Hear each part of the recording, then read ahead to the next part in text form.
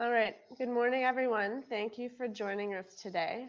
My name is Christina Schwantes, and I'm here with my colleague Hannah Lapp, and we are Adaptation and Resilience Planners at ICLEI Canada. So today we will be talking about the intersection between our work at ICLEI Canada with Canadian cities and ecosystem-based adaptation.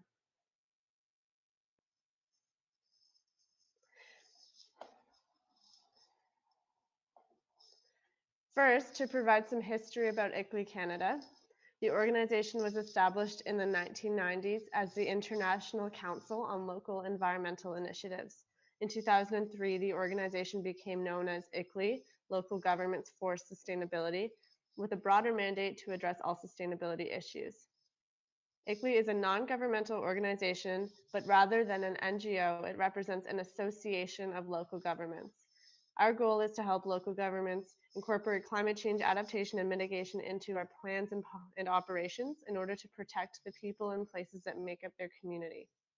We run programs that help local governments advance their sustainability and provide a variety of tools to help local governments achieve adaptation and mitigation goals. We are a leading network of over 1,200 cities worldwide, and we represent over 65 countries, impacting over 20% of the global population. And here in Canada, we have 25 plus member cities. Here we have a map that shows all of our ICLEI offices and where all the members are located. In yellow are our member cities, and in green are the ICLEI offices. As you can see, we exist on every continent, and we are currently expanding in China.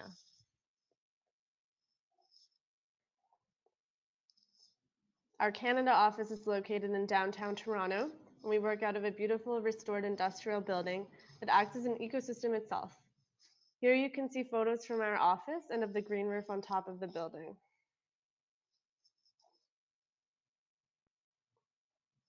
In our office, we're divided into 3 departments: adaptation, biodiversity, and mitigation. In each program area, we often develop resources or tools that can be used by municipalities.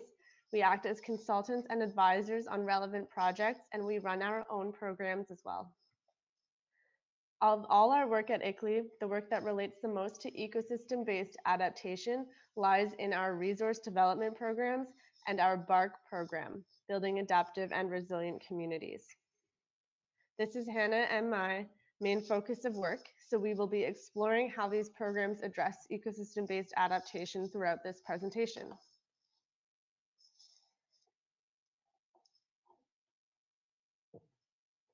To establish the context in which we work, ICLEI Canada conducts most of its work directly with municipal staff and city employees in Canada. The municipal staff we work with stems from a variety of departments, from business strategists to risk specialists, water and waste management, to emergency management and public health professionals. As well, we often work with city planners, consultants, engineers, and academics. The fact that most of our work is with city staff means that clearly communicating important messages about climate change and adaptation make up a large part of our daily work. When working with people that are not scientists or experts in adaptation, it is important that we effectively communicate information that's clear and concise while being informative and accessible and leading to tangible actions and outcomes. Some of the main challenges we face in working with cities is establishing political buy-in, commitment of human and financial resources, and long-term strategic planning. Every city is different, and we've worked with a large and small communities across Canada.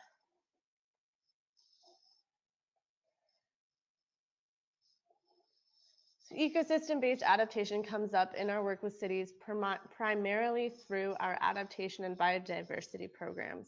We encourage municipalities to pursue a diverse array of adaptation options, and we often emphasize the importance of protecting natural ecosystems and considering them to be just as important as infrastructural, economic, and social systems. We develop resources that assist municipalities in understanding and exploring ecosystem-based adaptation actions to enhance their urban biodiversity and the resilience of urban flora and fauna.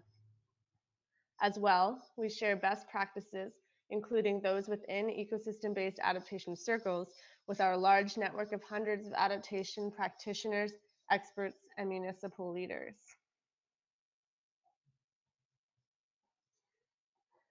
So here I will present some of the resources we have developed at ICLEI Canada that are relevant to ecosystem-based adaptation and have helped our network of Canadian municipalities further their knowledge and uptake of ecosystem-based adaptation actions. The first is part of a series we created called Finding the Nexus. It is all about identifying the intersections between different types of responses to a changing climate, like adaptation and mitigation, and in this case, adaptation and biodiversity. The study highlights the linkage between the two and how urban biodiversity and ecosystem resiliency is key to successful adaptation in municipalities. The study also provides cases and examples of some actions that municipalities have taken to address this nexus.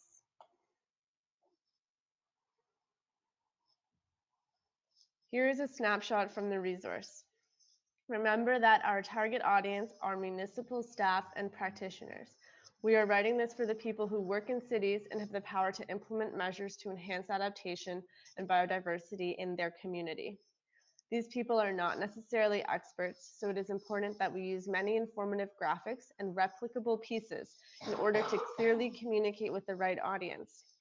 This resource is a great starting point for those who are interested in getting started on adaptation in an urban setting. In the image, we call out the nexus points between biodiversity and adaptation, which includes the preservation of local wetlands and urban biodiversity, as well as the development of green infrastructure and the various benefits it yields to the natural environment, infrastructure, water and waste, and public health.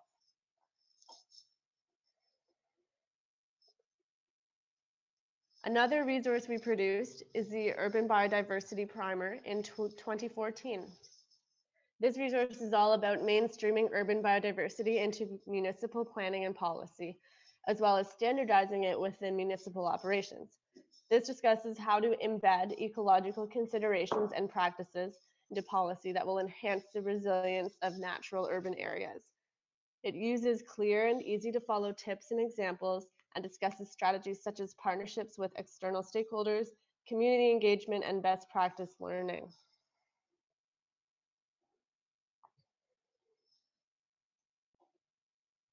Here's a graphic from the resource.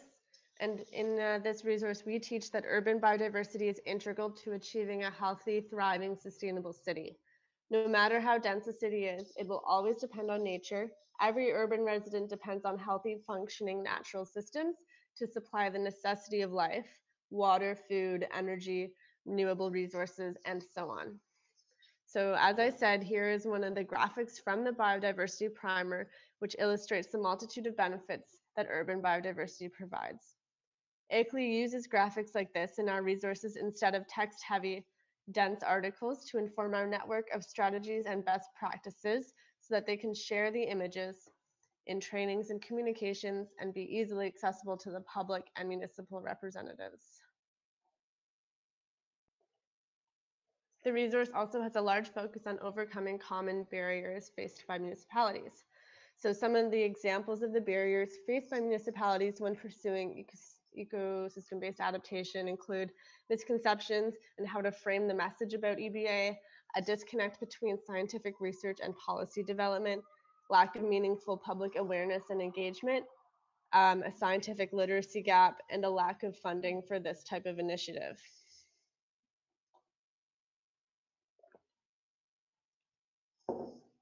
Our latest resource is the Biodiversity Guidebook that we published in 2015. Instead of an information guide or primer like the Nexus series or the Biodiversity Primer, this is a handbook. It provides a framework for biodiversity management with 5 comprehensive milestones that intend to lead cities through the development of a biodiversity management plan. The 5 milestone approach derives from our BARC program, which I will speak to shortly. It is targeted at municipal staff who can range from beginners to advanced in implementing adaptation and biodiversity strategies into their municipal operations.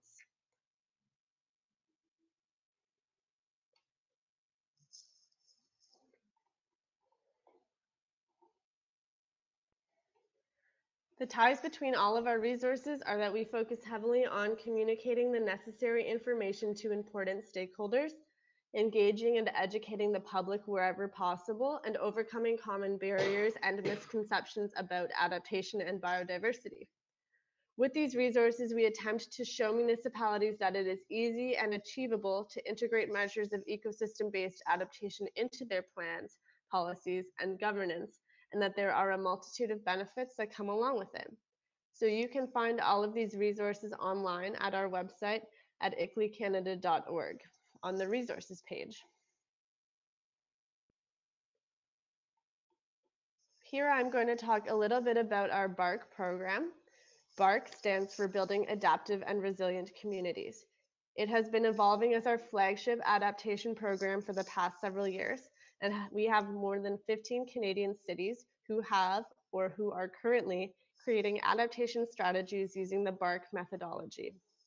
It is another 5-milestone framework that takes municipalities through the process of creating an adaptation plan. Although climate change adaptation is a complex process, our methodology provides a straightforward approach to adaptation planning. Each milestone represents a fundamental step in the adaptation planning process, starting with the initiation of adaptation efforts, such as building an adaptation team and identifying local stakeholders in milestone 1, and culminating with a monitoring and reviewing process in milestone 5 after the plan is written.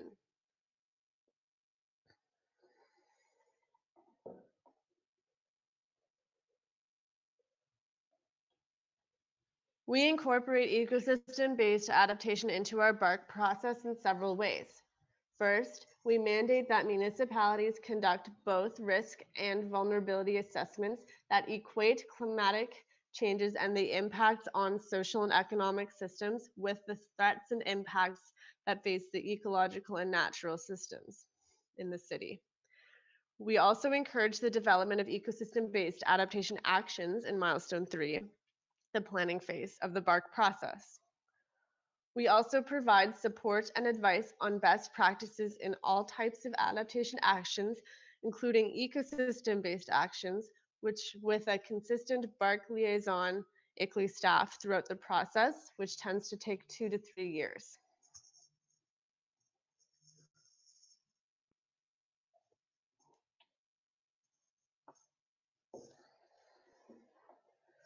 Vancouver in Western Canada is a strong example of a successful completion of the BARC program.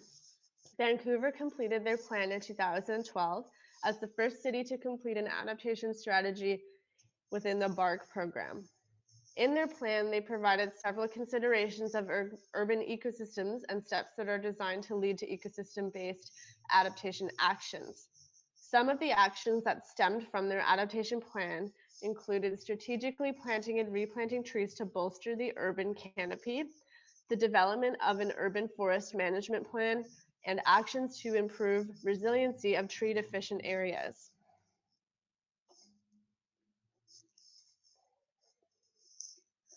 Another great example of a city that used the BARC program and integrated ecosystem-based adaptation into their adaptation plan is the city of Surrey, also in British Columbia. They produced 7 large goals that addressed ecosystem management and urban forestry, with some actions including enhancements to natural corridors throughout the city that would increase the resilience of the urban ecosystems, forests, and urban biodiversity, as well as garnering mutual benefits for public health and stormwater management. So that concludes my half of the presentation, and I'm now going to pass the presenter role to my colleague Hannah Lapp, and she's going to provide some case studies on ecosystem-based adaptation in Canada.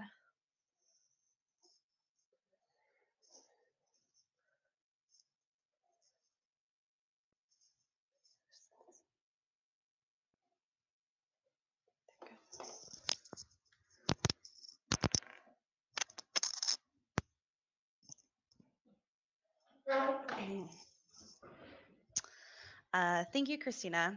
Hello, everyone. As Christina mentioned, my name is Hannah Lapp, and I also work in the adaptation department at ICLE Canada. So as Christina mentioned again, I will be going through some Canadian case studies of EBA in practice. So beginning here, with continual urban development and fragmenting wildlife habitats, wildlife vehicle collisions have become a growing concern for Canadian municipalities. With strong growth in the province of Alberta, the Alberta Transportation Authority reported a correlated increase in wildlife vehicle collisions of 170%, which has led to many injuries and deaths, as well as over 200 million Canadian in legal claims. The Edmonton Wildlife Passes program was created, and this enables animals such as moose, fish, rabbits, and deer to travel from one area of the city to another. The program encourages the city to consider wildlife needs as part of its transportation and drainage projects. Over 9 years, this program has resulted in 27 strategically placed wildlife passages, reducing wildlife traffic collisions by 51%. This project brought together the city's transportation engineers, drainage engineers, planners, and ecologists to design and construct innovative ecological infrastructure.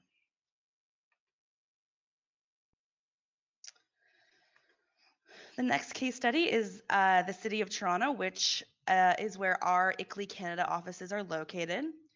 Toronto is the first city in North America, actually, to have a bylaw that requires and governs the construction of green roofs on new development.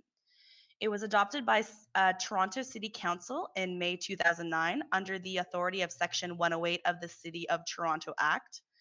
And the bylaw applies now to new building permit applications for residential, commercial, and institutional developments made after January 31st, 2010. And it now applies to new industrial developments as of April 30th, 2012. So here you will see an interactive map that is available on the City of Toronto website, and it depicts Toronto's green roofs. Here you can see that many of the roofs are centered in the downtown core.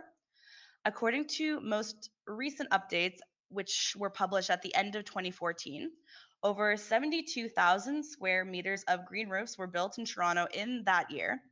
And that was on top of the 232,000 square meters of green roofs that were already in existence.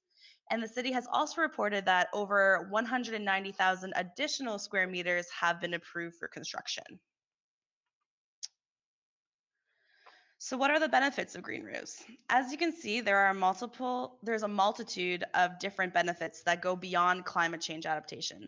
To speak to some examples that are listed here, green roof systems are recognized as providing great thermal performance and roof insulation for the buildings they are laid on. Another great benefit is that they reduce the urban heat island effect, otherwise known as the albedo effect. So, as many I'm sure of you know, urban heat island is the difference in temperature between urban areas and the surrounding countryside. In large cities such as Toronto, this difference can be as much as 5 degrees Celsius.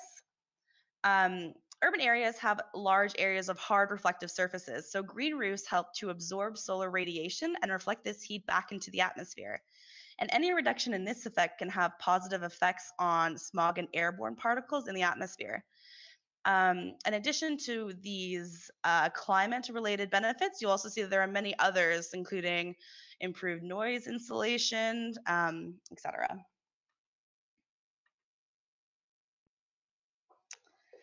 So just to speak to some of the specifics of the bylaw, it applies to new building permit applications for industrial buildings or additions to industrial buildings where the gross floor area is over 2,000 meters squared. Under the bylaw, industrial buildings are required to provide one of the following: either a green roof covering the lesser of 10% of the available roof space or 2,000 meters squared, or the roof has to be constructed using cool roofing materials for 100% of the available roof space. And that has to comply with the stormwater management performance measures required through the site plan approval process.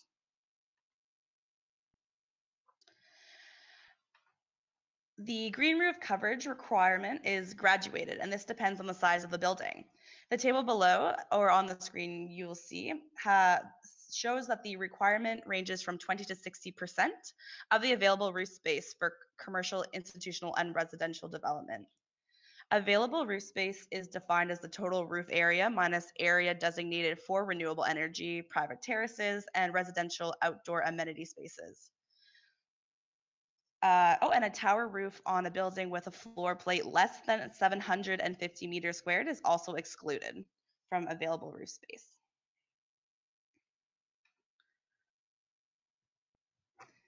Here is just one example of the benefits of green roofs in Toronto.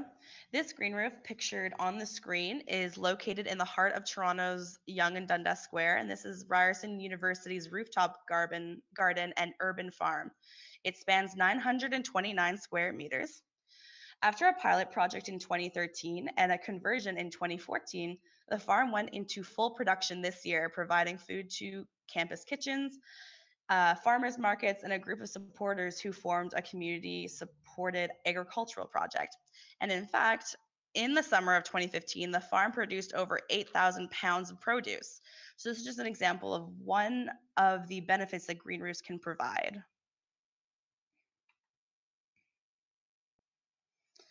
Our next case study is located in Tice-Bit, Campbell River, BC. The purpose of the project was to restore a previous trailer park site and a failed riprap. Just to give you a clue as to what a riprap is, it's a rock or other material used to armor shorelines, stream beds, and other shoreline structures against scour and ice or ice erosion. The idea was to preserve habitat and community benefits while also meeting the challenges of erosion and sea level rise using green shores and green development.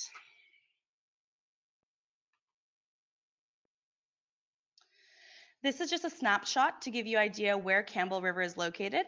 It's located on Canada's west coast on Vancouver Island.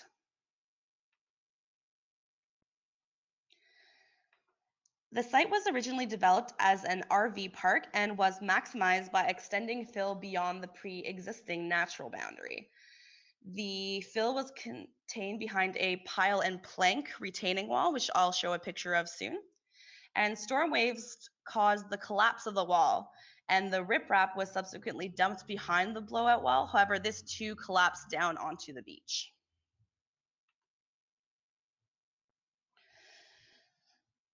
So before the construction began, the site was relatively protected from large wave storms with a maximum fetch length of approximately 5 kilometers for prevailing southeasterly storms. The 175-meter long foreshore had collapsed, had a collapsed pile and plank wall, which you can see depicted there, with a riprap revetment behind, which was also collapsing. During the December 2003 field inventory and assessment for the proposed area, it was discovered that substantial portions of the shoreline were also being eroded by severe winter storms.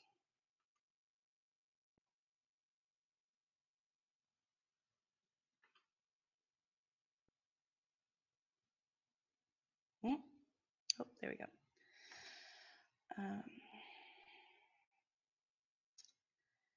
So an adjacent undisturbed beach, which I showed you in a few slides ago, was surveyed to determine the beach profile, the aggregate size, width, and elevation of the vegetated beach top berm, and surge tide indicators, including location of the highest, most decayed drift logs and the presence of mature trees.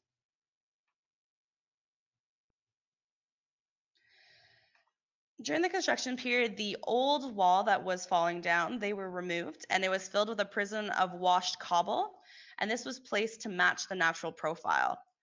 A strip of drift logs was then placed at the beach top and filled with a sand and compost mix and planted with beach rye rhizomes and other native beach perennial species. So this is a picture of the after shot of the project. You'll see that the vegetation was fully reestablished within 2 years, as you'll see from the photo on the left versus the photo on the right. And despite severe erosion of other nearby revetted beaches with recent windstorms, the retrofitted beach depicted in this project was actually stable in the 12 years since its construction. And the last case study I'm going to take you through is the City of Greater Sudbury's floor mat transplanting program. Sudbury is located in Ontario, southern Ontario, close to Toronto. So the city employed a regreening effort since 1978 to increase tree cover on over 82,000 hectares that had historically been completely or partially denuded of vegetation by smelter emissions. In developing their urban forests, Sudbury had begun to incorporate tree species from more southern locations to ensure that forests were diverse and they was enough to thrive under a changing climate. To further protect their forests from changing climate, the city has adopted this forest floor transplant program. And to date, the city's regreening program has planted over 9 million trees and treated over 34,000 hectares with crushed limestone, fertilizer, grass, and legume seed mix. And this was actually done in partnership with two local mining companies. The names were Vale and Extrata Nickel.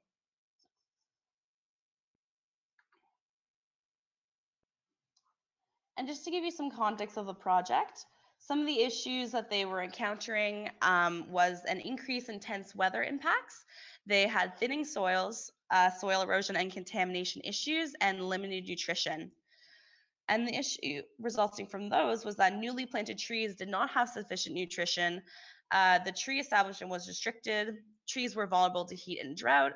They were also vulnerable to wind, and thinning soils had little organic matter, so seedlings were vulnerable to freeze thaw.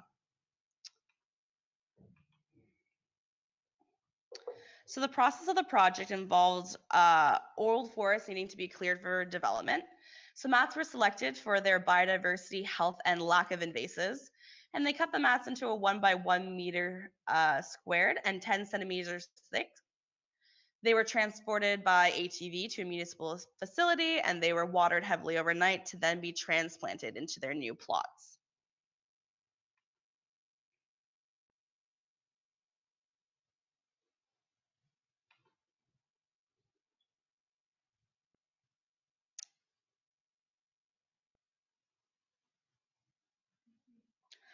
Okay. Oh, benefits. Okay. So mats provided protection from drought, heat, wind, and runoff. They also helped diversity of organisms, increase. Germination also increased, and understory growth also accelerated. There were many challenges in this project, but just to speak to a few of them, I've listed here financing as that's always an issue with any sort of adaptation actions, but they also had issues with ongoing maintenance requirements. So once the mats, were transplanted, they are immediately vulnerable to weather impacts. Most significantly, mats can dry out quickly in hot weather or dry periods. So to avoid these issues, municipal staff focused the plant salvage operations in the spring and fall seasons. However, drought did continue to be a significant challenge to the program. And staffing was also an issue. Forest floor transplants, I'll slow down. Forest floor transplants required a significant human resources commitment from the municipality. As a mid-sized city, Sudbury has struggled to find the staff to implement the program. To overcome this challenge, the city has accessed employment programs to find short-term staff, and this strategy relies heavily on the availability of government grants. So the status of the project today is that the forest mats have been planted throughout the city in areas where sulfur dioxide and heavy metals decimated the biodiversity.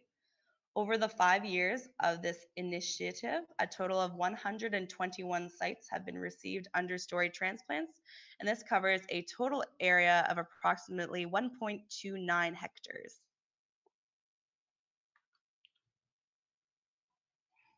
And that was everything for the case studies. So just to do a few concluding remarks, to sum up what Christina was speaking to, here at ICLEI, we attempt to facilitate ecosystem-based adaptation through several channels. And this includes resource development, building adaptive resilient community program, which is our adaptation flagship program, as Christina mentioned, through membership support. And as I mentioned before, all of these case studies were developed in our ICLEI membership cities. And we also help network and share best practices. As our motto says, local action moves the world, and cities do play a key role in the global effort to adapt and mitigate the effects of climate change. And please feel free to contact us. You can email Christina or I if you have any additional questions. I know there will be some questions or a question and answer period after this, so I will be handing the headphones back to Christina for her to answer those for you. But I also encourage you to visit our website, iclecanada.org, to see some of those resources we mentioned, or you can also contact us via our Twitter, which is at @ICLE_Canada. Thank you.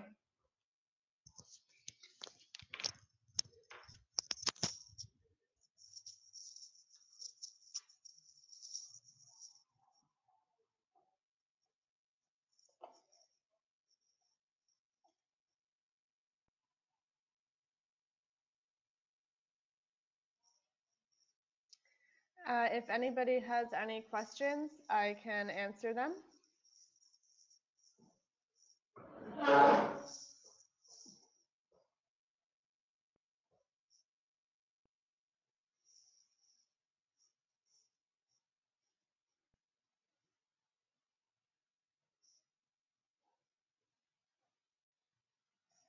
If there are no questions, then we can move on to the next speaker.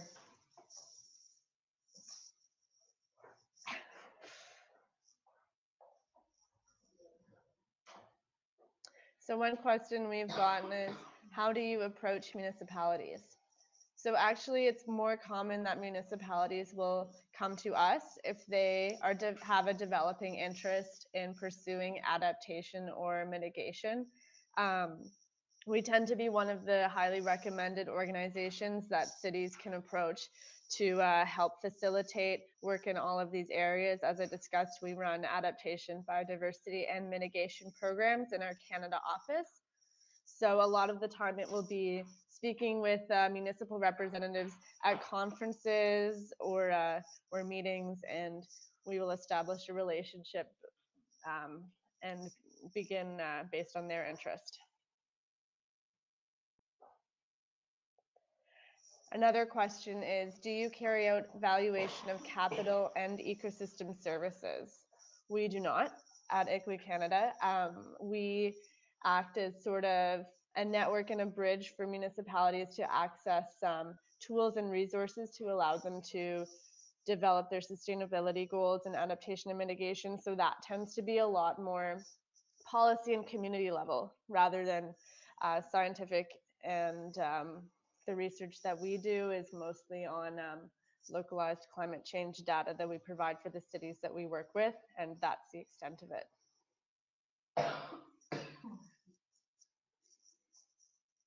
Another question is, do you find municipalities to be forthcoming and interested in ecosystem-based adaptation, or do they need some convincing? A lot of the municipalities that we work with are in incredibly urban centers, such as the city of Calgary or Hamilton or Toronto. So at first, I would say no, they are not overly forthcoming about ecosystem-based adaptation. That tends to be something that we teach them about when they are going through our BARC project or when they are working with us on other programs. It's something that we tend to introduce. As we mentioned before, we like to encourage cities to equate the climate impact on their natural environment to be something of equal importance to the economic and infrastructural impacts. But naturally, cities will consider the economics, the infrastructure, and the social risks as their priority because they're running the city as a corporation. So that tends to be the priority that they come in with. And as we work with them, some cities are more flexible and open to these new ideas more so than others. But it's sort of something that we introduce later on. One of the challenges, here's another question. One of the challenges you and your colleague Hannah mentioned was sustainability of financing and staff. What would you suggest is the best way to ensure the sustainability of the interventions? So let me just reread that question.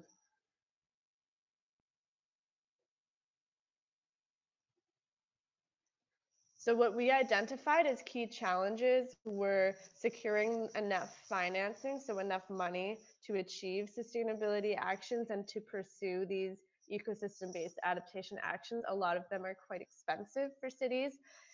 And so one way that we suggest that cities overcome this is by running pilot projects. And those tend to be a lot easier to acquire grant money for. City council is very likely to approve it because as a pilot project works, it's sort of a test of what would then become a larger project. So pilot projects are one way that municipalities overcome the financial barriers to pursuing this type of adaptation. And for staff, human resources is also a common challenge, meaning that securing consistent staff people to work on a project over time is always difficult for municipal staff. So there's a lot of sort of call for volunteers. Students that are doing their master's programs in something related to the environment are always very keen to get involved in this type of work. And as well, cities often create a position for someone to work solely on a climate change strategy if they're working on our BARC program. I hope that answers your question, Atifa. So if there are any, oh, here's one more question from Catherine. How do you set up and ensure continuation of monitoring and evaluation relevant data collection? So when cities complete our BARC program, milestone 5 is to monitor and evaluate.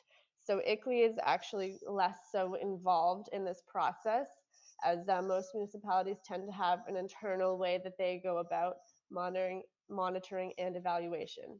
And that's a good point that Catherine brings up. We cannot always guarantee that cities will properly monitor and evaluate their adaptation plans because we do not have the jurisdiction to impose any sort of penalties if they fail to do so.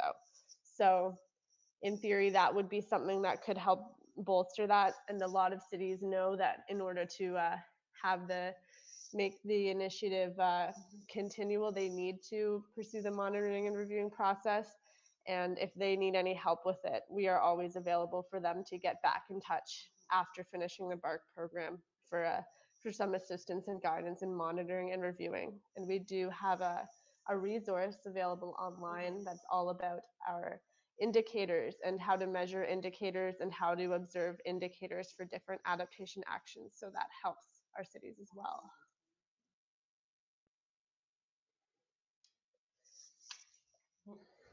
All right. So if that's, oh, one more question. Oh, it's in Spanish.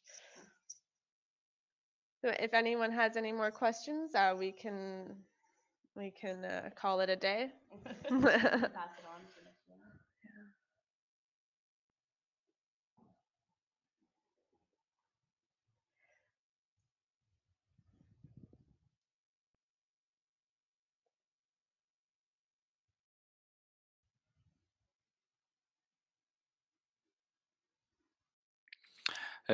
Hi everyone, I'm taking the place of Juan Torres as moderator. I'm Andrea from VoiceBoxer. If there's any more question for Christina or Hannah, please feel free to write to the chat and I will pass the floor to them again.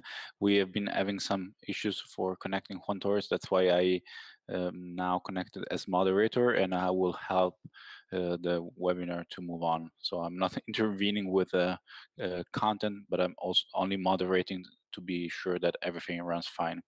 I think there is another question coming. Well, the question were already translated here. So Lily is already translating the question. So I will now pass the floor to Victor Bustica and Maria Gallardo with their presentation.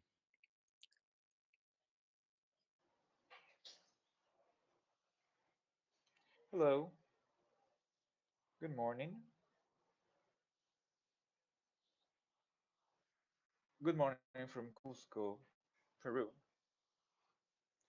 We would like to tell you the experience of joint work of environment-based adaptation project that we had in a rural municipality. In the difference of the previous experience was urban, But here we want to talk about the municipality, rural municipality, almost rural municipality. So we will start.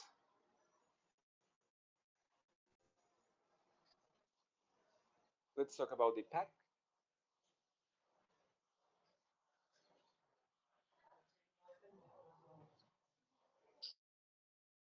Apologizes. There are some sound problems. That is the pack we work locally, nationally, and municipality. So we will tell you the experience about with the local community. In the first stage of this climate change, we work in the Apurimac and Cusco locality, and in the case of Apurimac with Juan Espinosa Medrano and Cusco with the district of Checa and Kunturkanqui. There were some differences, as you can see. In the case of Juan Espinosa Medrano in Apurimac,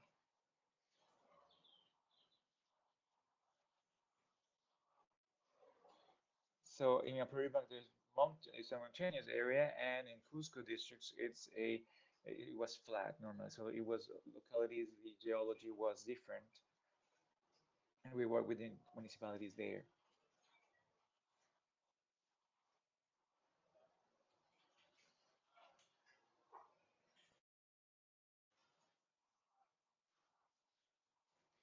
We worked with local studies regarding water, production risks, agriculture, and one of the results was oriented to information, information system, the regional municipality region, and the installation of meteorological sites. The result number three, regarding local measures, that was the strongest of the proposals, which family communal contest, educational institutions contest, and public investment projects with local municipalities. That was a way of implementing public and local policies. And fourth result, we have the communal development plans that we had around 50 leaders trained in different topics, climate change, food security, etc. The local development plans regarding the based on the communal development plans. So it was a orientation work for the possibilities and the potentials of this locality. So in this whole experience, I will talk about the local measures. Let's go to the next slide. And here, in the policy and development of plans of the local level that we have developed, we have 36 communities, 16 in Kudurkanki, 15 in Cheka, and 5 in Moyibamba. Also, based on this supplies, we updated the local development plans in these three districts, Cheka, Kudurkanki, and Juan Espinosa Medrano. And also, we elaborated some local strategies for habitation, two in microbasins in Guaraguacho and Moyibamba. Moyibamba in Juan Espinosa Medrano, and the other one did the other two districts. So how was the focus, the point of view, the approach that we had for this development plan, based on the potentialities and based on some restrictions? The approach, it was sustainable life plan in order to strengthen the means of life to reduce the vulnerability. So we talk about people. People. So the most important resource here is the people. Around these people surrounds the other things. It surrounds the economy, their human resources, the productive infrastructure that we have now, and the financial system. As you can see, the environment of the people is how we work, and how we identify potentialities, and we identify also limitations. Based on this, we implement this public policy. Of course, how do we implement this? This is a big question. In Peru, the best way to implement a public policy, whether regional or local, in these districts are public investment projects where we assign resources in order to implement investment projects, public investment projects. So we think about the people and we implemented a specific project, in this case of food security in the Puntukanki district. We will see the indicators when we will talk about the project. It was quite critical indicators what was necessary to attack. Another project that we have was to add the adaptation to climate change. The first case was to reduce vulnerability, and the second case was to carry out the projects for adaptation to climate change that has the strong component for adaptation to climate change. And that was a big problem in the micro basins that we have. So the first project, food security project, we had to start with a baseline. And as you can see on the chart on the left hand part, the indicators, the chronic nutrition, and I was around almost 40% of kids under 5 years old. But there was something that was risk. So if we add both of it, we have a problem of almost 80 children under 5 years old had malnutrition. So it was alarming. And that situation in around 2010 happened in many districts of Peru.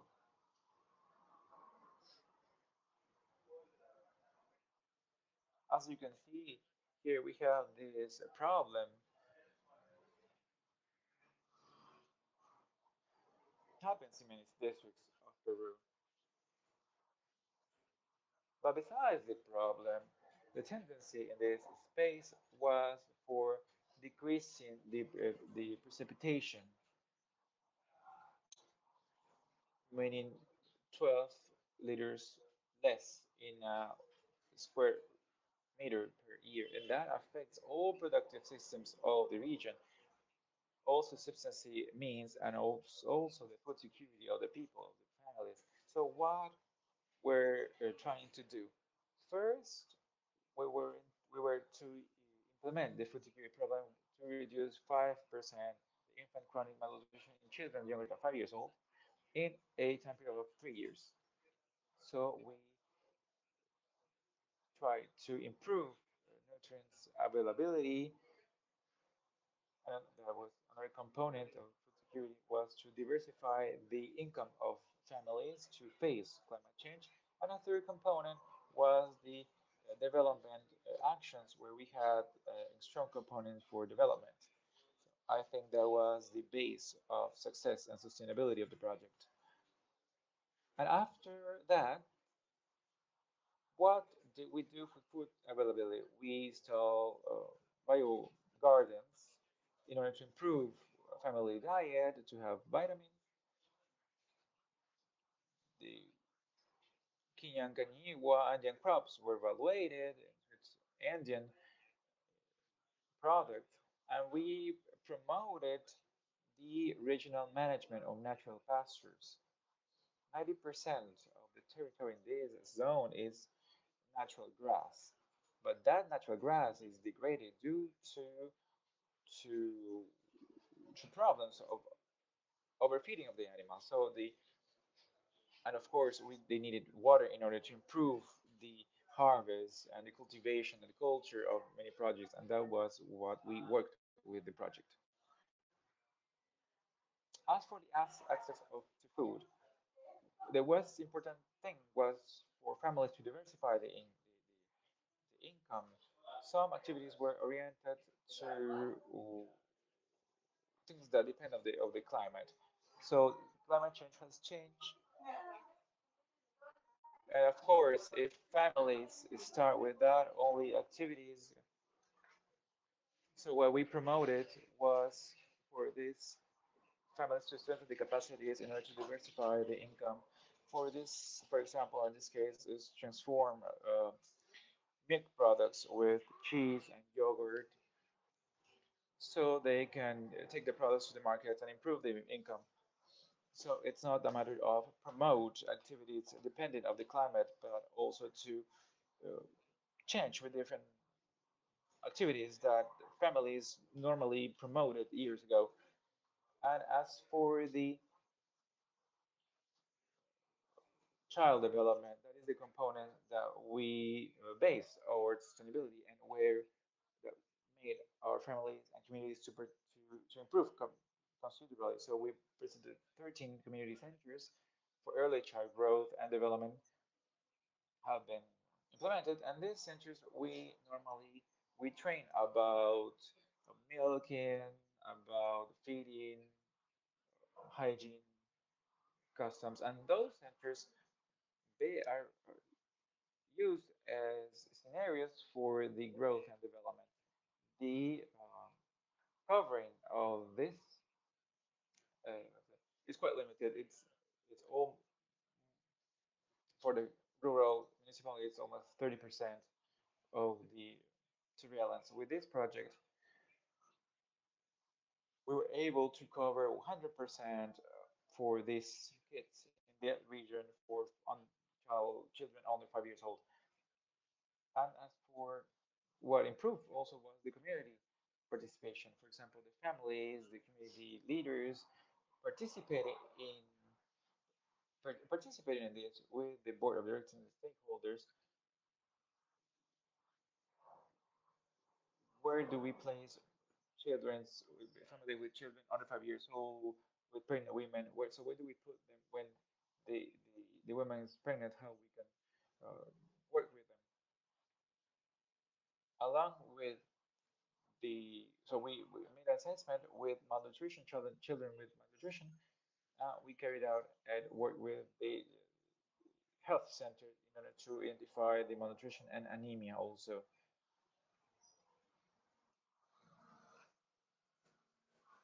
We added this to the growth. So we assume the responsibility of growth of children. Children grow. So in the community, we are responsible for the board of directors assume this responsibility in surveilling this child growth, especially monitoring of malnutrition. Then normally will carry out the child control, the children control with the support of health ministry. Of course, this activity strengthens the community, and I think that was the support that made the basis for the program in order to uh, eliminate the project, so the municipality assumed the responsibility for this. So in summary, and to end this project, it was the coordination among community members. I think it was a key element for this. Yes, the leader is the municipality of Kandukanki, but there are some leaders, which was the health center of Kandukanki, that belongs to the health center of Cusco, and we gave advice for all the actions to be met and to be respected, and with indicators and have a baseline, the monitoring is correct for the project. So as we said at the beginning of 2010, 2011, and 2012, we reduced the malnutrition by 20%. It was an important accomplishment. We have a lot of work to be done, and we hope that for this moment we have the information that chronic malnutrition is in less than 30%. I think we will continue little by little. I think it's an important project problem in Peru, and I think the priorities go for we'll have different priorities. It's not a human development priority, and I think that with this project we were able the implementation for many districts to implement these type of projects, because if we do that, it changes the basis of human development. It changes the conditions of poverty in the country, and as I said before, it's not the priority for some.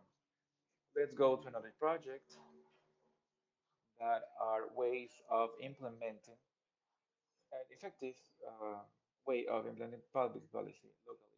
In this case, the harvest and water. We have the pictures, the increase of temperature, as you can see in the Cusco region. In the case of precipitation, we have reduction of seasons in the precipitation of -15 and -30%. In the region where we are working, Kundukanki, less than 30% of precipitation in the months of June, July, August, when we need water the most. -42% of precipitation in provinces of Antankalka.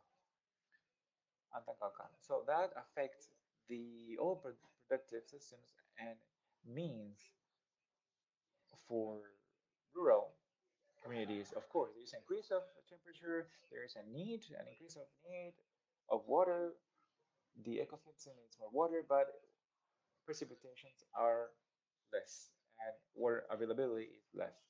So this affects the means of life, means the food security of families, and affects, of course, the quality of life and development of these populations. Yes, it is a problem, but we are not going to blame climate change. Man is, of course, responsible for this. And as I explained as a previous project, 90% of the territory is a natural grass. But what is the problem of this natural overgrazing of this? Of course, the natural grass is has a lot of degradation due to overgrazing, deforestation, etc., burning of grassland. So there is different things. So that doesn't help the development of green soil, and the problem is greater, even greater. So there is a decrease in precipitation, and the land is quite bad managed, and that affects the availability of water mainly in drought season. So we have to act based to that. We came up with a system of water harvesting, which is the kocha, what we call the kocha, called like that. But what is the kocha? It's associated with different things like preservation of different things, different of construction of different structures, and that helps water infiltration. So the kochas are small reservoirs. It's a depression actually on the land. It's not our it's not a geology formation. It's actually a small depression that retains water, and for that we build a dam that prevents the exit of the water in no more than 1 meter. So we can talk about little dams of 80 centimeters, 70 centimeters, I mean 1 meter that helps to to suck the water and helps water infiltration. So you can see here that green, the blue color is the collector tube, and around this coach we can see the area, the different infiltration devices.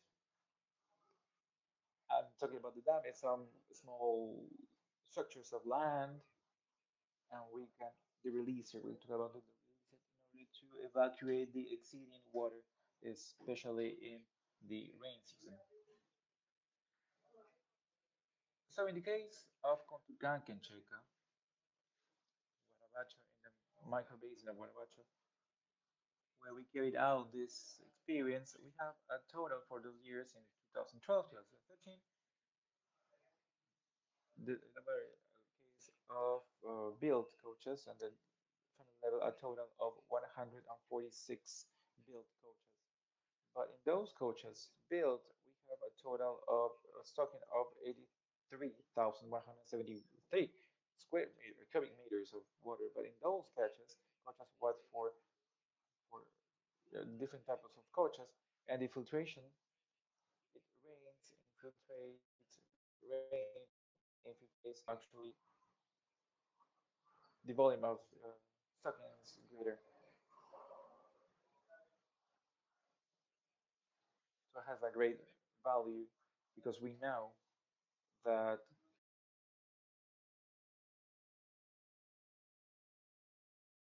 there's an important value because we help water infiltration. We will see later we help the charge of aquifer, and we help maintain the water where water is needed the most.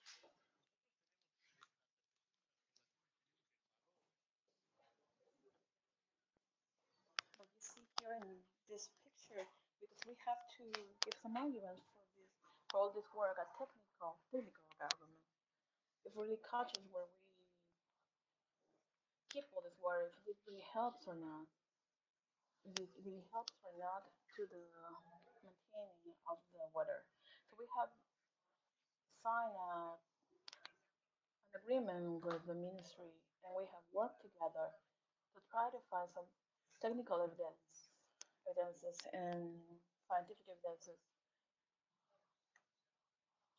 in order to keep this the clean water clean,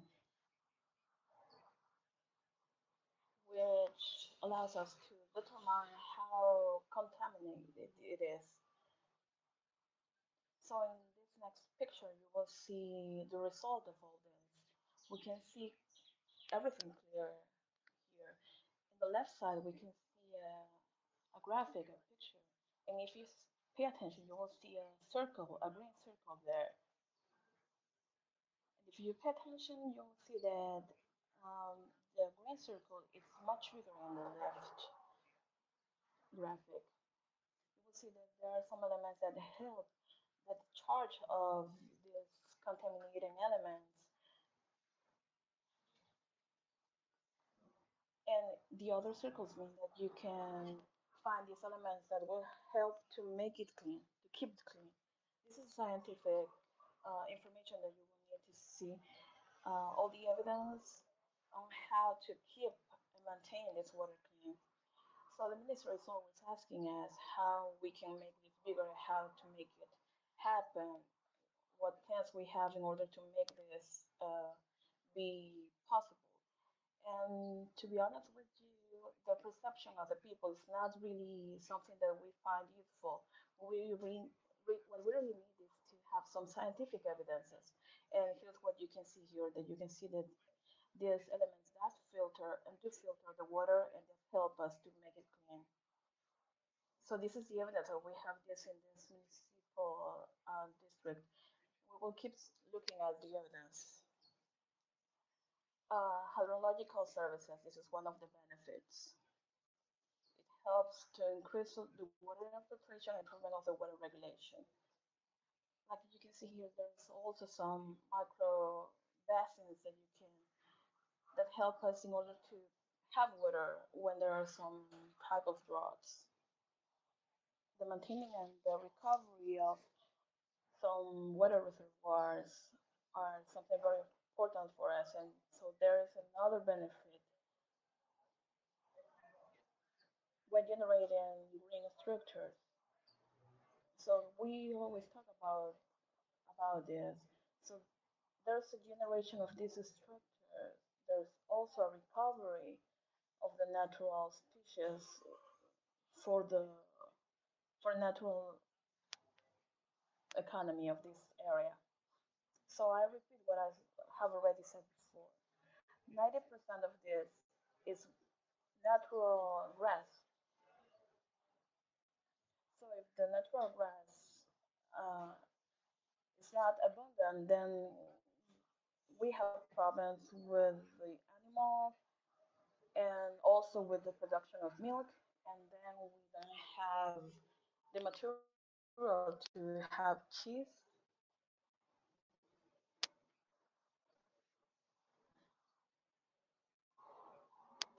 The interpreter apologizes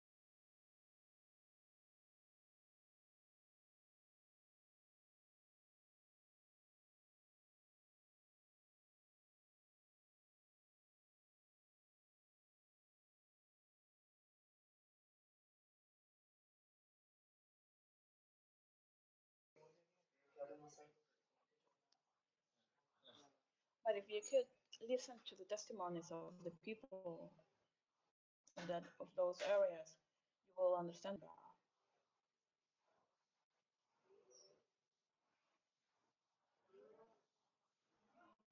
The interpreter apologizes, we're experiencing technical problems.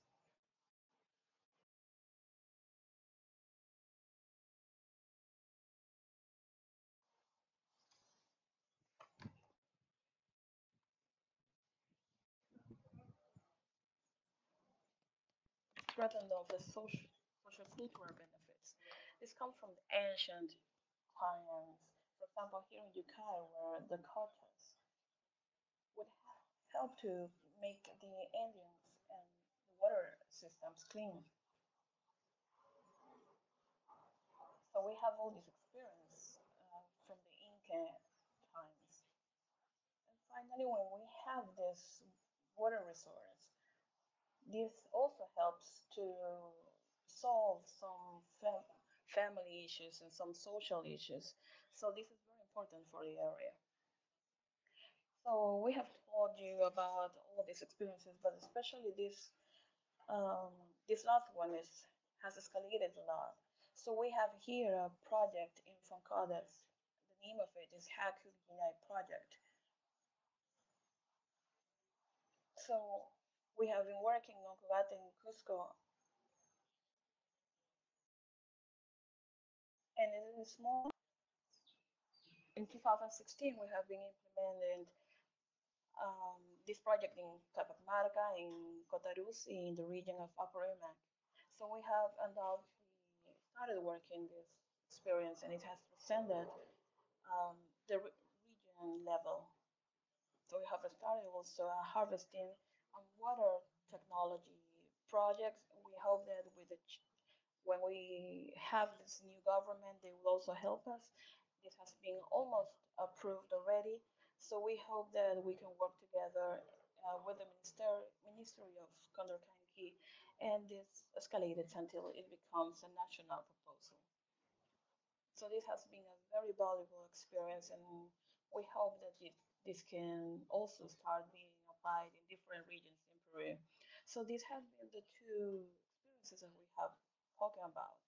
One about alimentary safety, and we need to talk about now how to make this a national politic to reduce the vulnerability of the area, to help these children from maybe 3 years old, they can be well, that they can be healthy and they cannot suffer the impact of climate change. Also, the harvesting of water and different natural resources. So for that, we have to ask us first, what have we do to what do we have to do first?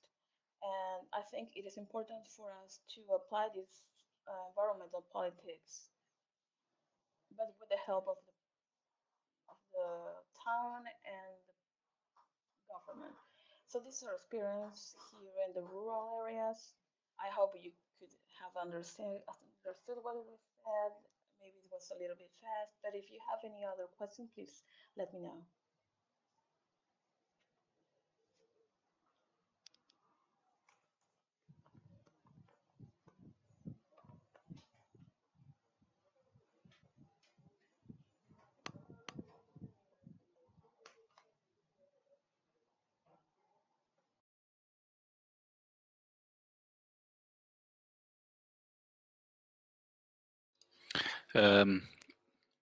Hi everyone, I'm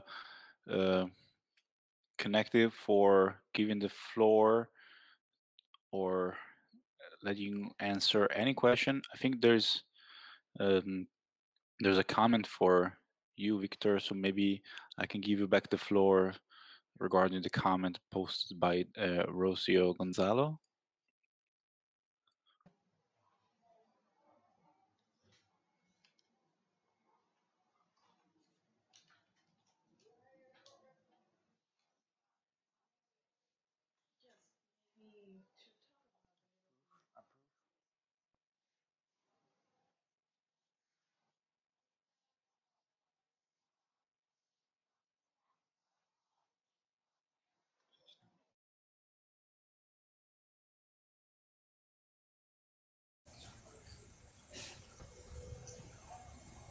this project.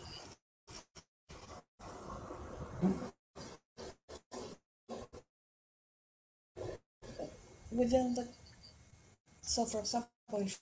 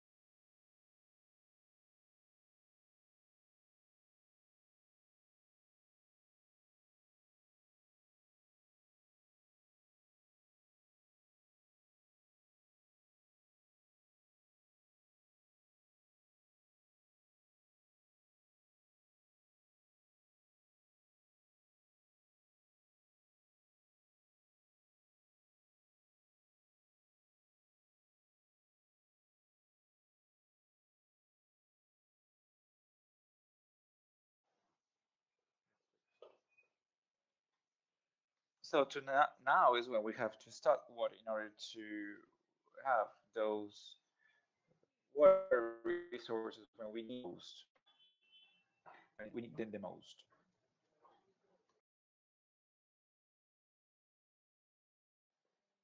In the jungle, of course, the topic of jungle is crucial, and we think that in the highlands, the reforestation is key. Yes, we're talking about 4,000 meters over the sea, but the species is quite important. The species topic is quite important. There are some species that help, but there are some extractive species, water extractive species. The rain in Cusco, yes, we have 600 millimeters per year, but I wouldn't be able to plant some type of species because with those species are going to be negative. But there are some native species that we can consider, yes.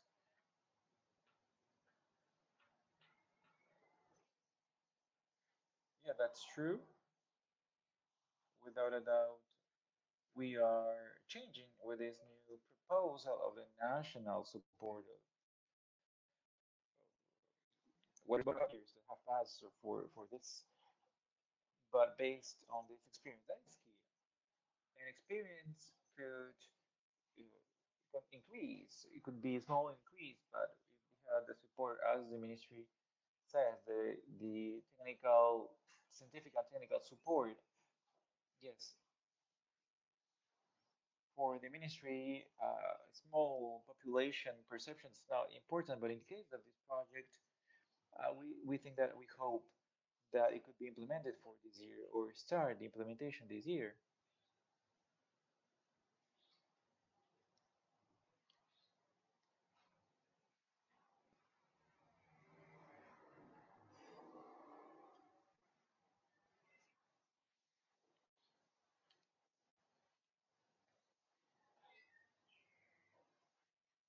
Hello, my name is Maruja Gallardo. I'm in charge of monitoring the PAC project, the consultation that Nana made regarding the implementation of monitoring and implementation project. Yes, the PAC is a project that was explained by Victor, and we have a monitoring system that has different levels. We have a local level that is the monitoring of indicators about the efficiency and the level of implementation of these practices. For example, the the harvesting and the sowing of water. That this second phase of the project is centered in the experience with the Hakawine project. What we monitor there is the strengthening of the populations of the in the sowing and harvesting of water. meaning strengthening what they know already about this practice. And we have indicators regarding the number of coaches of these lakes, small lakes, that have been implemented. And the number has increased in the latest year.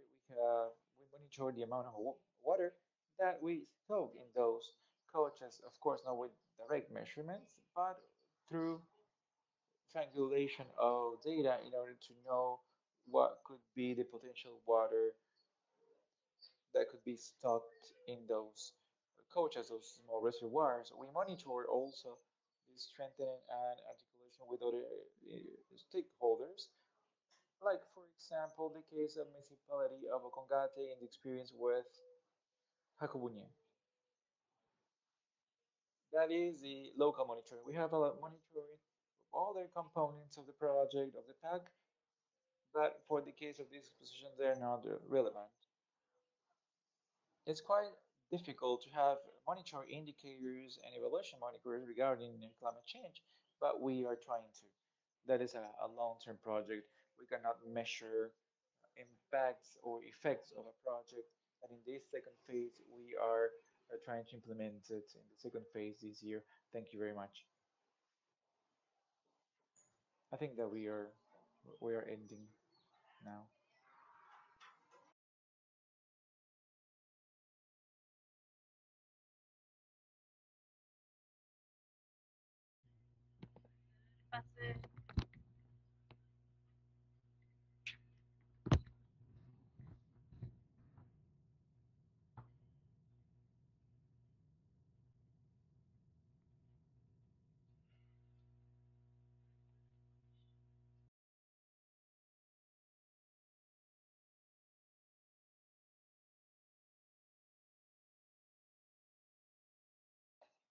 Can you hear me? Yes. I don't know if you're listening to me. Yes, you are. Thank you very much, Christina, Hannah, Victor, and Martin. So it was a morning where we were able to share two experiences that they're different. One from the northern hemisphere, north in the southern hemisphere, considered as urban and rural ecosystems. We have common points that are quite important, and that each time we have consensus here. As for the central topic, the central topic of water, and when I mentioned water, I mentioned all the different periods of green water as the experience that we mentioned, the covering or green coverage. It's water and it's green, but it's fundamental. And that association of it carries out resilience. And in the case of South,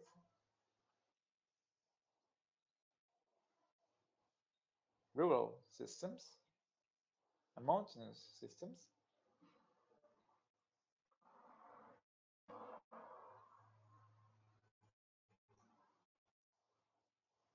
interoperability are experiencing some sound problems, technical problems.